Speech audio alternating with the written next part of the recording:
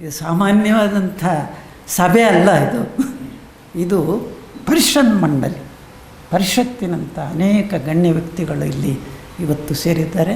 ನಿಮ್ಮೆಲ್ಲರ ಬೆಂಬಲ, ಹಿರಿಯರ ಆಶೀರ್ವಾದ ಎಲ್ಲ ನಮಗೆ ಬೇಕಾಗಿದೆ. ಇದರ ಬಗ್ಗೆ ಕೆಲವು ಇನ್ನೂ ಒಂದೆರಡು ವಿಷಯಗಳನ್ನು ನಮ್ಮ ಗಿಲ್ ಬೆನ್ ಹರತ್ ಅವರು. ನಮಸ್ಕಾರ ಎಲ್ಲರಿಗೂ. ನನಗೆ ತುಂಬ ಸಂತೋಷವಾಗಿದೆ ನೋಡುವುದು ಎಲ್ಲರಿಗೂ ಇಲ್ಲಿ. ಆದರೆ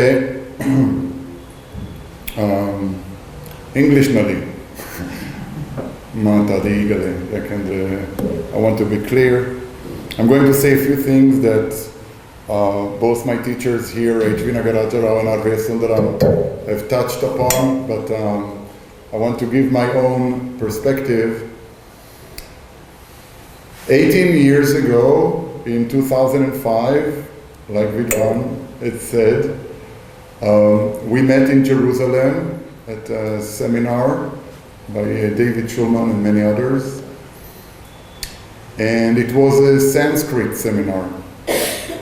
But when it came to the turn of H.V. Nagaraja Rao to speak, he didn't talk about Sanskrit. He surprised everyone. He gave a talk for 1 hour about Kannada literature. So he said before that I was curious, but that curiosity was because of that talk he gave. He gave a very clear and exciting description of the history of Kannada. And when I heard him, I was blown away. I was already a student of Sanskrit and of India for 5-6 years, but I was surprised about this rich heritage filled with so much perspectives and styles and works and history. On that very summer, I flew here to Mysore for the first time to read Sanskrit with Nagaraja Rao. And when I saw Mysore and spent time here, I said, okay, this is what I want to do. This is what I want to do for my PhD. This is what I want to work with as a scholar. And 18 years later, we, together with Meshtru R.V. Sundaram, we have completed 2 translations. The second one is going to be published, of Harihara's Ragales in Oxford University Press. I have another monograph out in 2018. I've written articles. And now we have this project. And it's just the tip of the iceberg of the vast culture of Kannada literature and epigraphy. In the West, people are interested in Kannada literature, culture, epigraphy and history. And they don't have always the tools to approach it, which is a challenge. But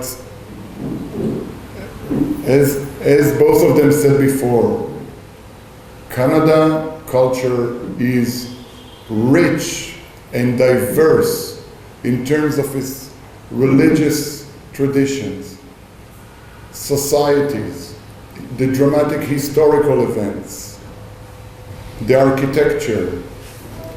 There is something in maybe it's the place of Karnataka in the northern part of the south that makes it such a rich place to get absorbed and then give back so much to the cultures around it.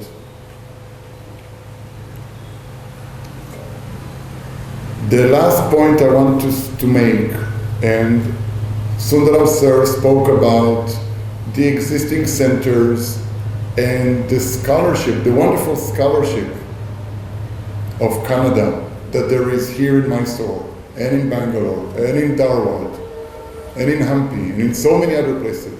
Wonderful scholarship. These institutions are doing wonderful work. Different institutions, there can be governmental institutions or private initiatives or just people who sit down to read. All of those things are wonderful. Our goal is to take all these great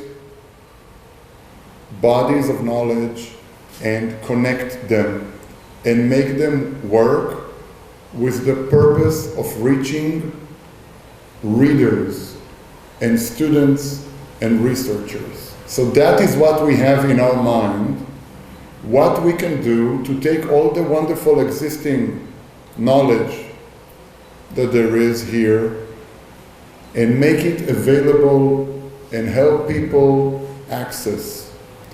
Now, as people said before me, these people can be Kannadigas, and there can be Indian from other regions who don't have access to Kannada, or they can be Western people. We want to give them tools, like Sir has described, to give them guidance, to give them public, open, online access to the knowledge, to the works. We want to establish a database, and we want to do some discoveries with epigraphy, and we want to do translations. So these are different areas where we can connect the bodies of knowledge and help Kannada, the classical Kannada, be available for all the people here in Karnataka, in India, and in the world. Thank you very much for coming here today and participating with us in this important moment. I want to call Manish Maheshwari to say a few words.